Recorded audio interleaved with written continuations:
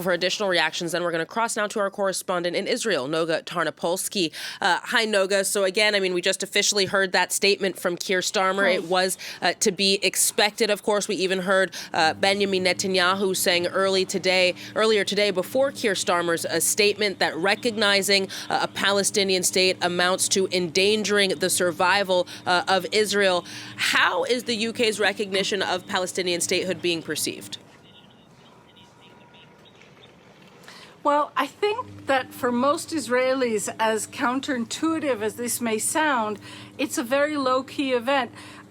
Let's think about what Catherine just said in Ramallah, that there are no fireworks. In Israel, there's also very little reaction. I think that for Israelis, it is completely unclear how this might affect their real lives. And in the absence of concrete moves, I don't think Israelis really know how to react. It is perceived, however, as a diplomatic failure for Prime Minister Benjamin Netanyahu. It is he who took Israel from its long-time position, decades-long position, in favor of the establishment of Palestinian state. This was enshrined in the Oslo Accords of the mid-90s, signed by Israel. This was officially even Netanyahu's policies in the early years of his prime ministership. And it is he who made this a taboo subject among Israelis. This is he who turned it, as you just said, into, at least conceptually, a notion that could endanger the future of Israel. I don't think, it's not my impression that most Israelis are following him in that direction, but that is very much the line that the Israeli government is putting forth and that Israeli citizens are hearing here when they have actually much more major concerns like the war and like the economy on their minds. So, Noga, I mean, to what extent do you think this might be viewed as a political loss, in a sense, for Benjamin Netanyahu, especially given the fact that, at least symbolically, it does amount to somewhat of a bit of further isolation of Israel on the world stage, that so many countries, not only the UK today, but also Canada and Australia as well, France expected tomorrow, are recognizing a Palestinian state in this moment? I mean, is this a failure on the part of the Israeli Prime Minister? It's 100% a failure of the Prime Minister's diplomacy. Without question. It is Prime Minister Netanyahu who repositioned in the Israeli political sphere, he repositioned the idea of a Palestinian state as something that is forbidden, as something that endangers the state of Israel, as you just said. And so it is absolutely his failure that he has not managed, even in a situation in which Israel sees itself, or certainly Netanyahu sees himself, as fighting a just war against a Palestinian terror group. It is his diplomatic failure, without question, to not have been able to avoid this. I think that is the central part of the way most Israelis will see it, as something that they don't know, a fact, how it will affect their lives, but that it is a failure on the part of the diplomacy of their government. I'm not sure, given Israeli efforts to try and prevent this and then to try and mitigate this, I expect that over the next few days we might see Israeli efforts trying to poo-poo this, to make it seem as if it's a thing of nothing, this recognition of the State of Palestine. But I do think that most Israelis will, at the very least, perceive it as not going in their direction, and certainly as a failure of their own government's diplomatic efforts. It might be a failure symbolically on the diplomatic side, Noga, but it is worth mentioning what many critics of this move have been saying in recent weeks, that, you know, this recognition comes at a time when statehood has never been more unrealistic. Perhaps, I mean, Netanyahu is a little bit more symbolically isolated on the world stage, but ultimately he's made clear that this is not going to stop him from continuing on with this war in Gaza City, in Gaza, notably the offensive in Gaza City. So, I mean, how do you think, if at all, these announcements concretely will affect the Israeli government's next steps?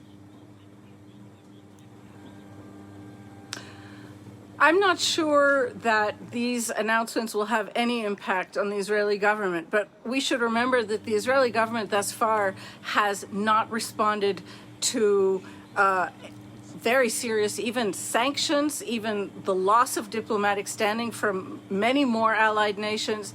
This is an Israeli government that has not responded to hundreds of thousands of Israelis on the streets. We saw again last night thousands of Israelis opposing the war. So it's hard to, at this point, unless Donald Trump decides in the next week or two to really slam his fist down on the table, it is very hard to imagine what could deter Prime Minister Netanyahu from his explicit desire, his plans to continue the Gaza City offensive. But I do think this will be perceived very much again as a loss of prestige for Netanyahu, very possibly as a loss of prestige for Israel. Regarding the specific accusation that you mentioned, that this A, is unrealistic, and B, rewards terror, it may well be that the actual establishment of a functioning Palestinian state right now seems absolutely impossible. And yet what we're seeing among these Western countries, led by France, is the desire to build the practical and the diplomatic building blocks so that when a Palestinian state is in fact established, it will have columns, it will have risers upon which to be founded. This is part of a much wider move, certainly on the side of France and possibly of some of these other countries, maybe the UK or Canada, who are trying to really put the skeleton of a functioning Palestinian state in place so that it will be ready to go when and if that reality actually becomes real de facto on the ground. That is what they want. For Prime Minister Netanyahu personally, this is a huge threat. Prime Minister Netanyahu bet really his whole career on describing the Palestinian Authority, the internationally recognized Palestinian government that was established during the same Oslo Accord signed by Israel. He defined them as terrorists equal to Hamas. And he, in fact, in years past said that Hamas has to be viewed as an asset. That's a quote. Hamas has to be viewed as an asset by anyone who wants to prevent the establishment of a Palestinian state. So for Netanyahu personally, these declarations are very dangerous because they put the lie to his entire doctrine, which already was shattered on October 7th, 2023, when Hamas, which he had in some ways supported, he had certainly arranged funding for Gaza, for Hamas through Qatar, in the thought that splitting up Hamas and the Palestinian Authority, sustaining Hamas, would help him achieve this goal of preventing the establishment of a Palestinian state.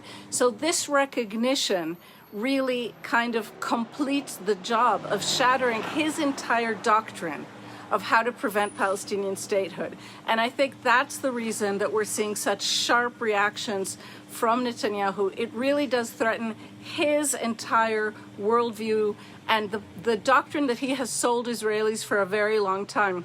I am not sure, however, whether that feeling of existential panic that we hear from Netanyahu is reflected among the citizens of Israel. Noga Tarnopolsky, our correspondent in Jerusalem, thank you very much.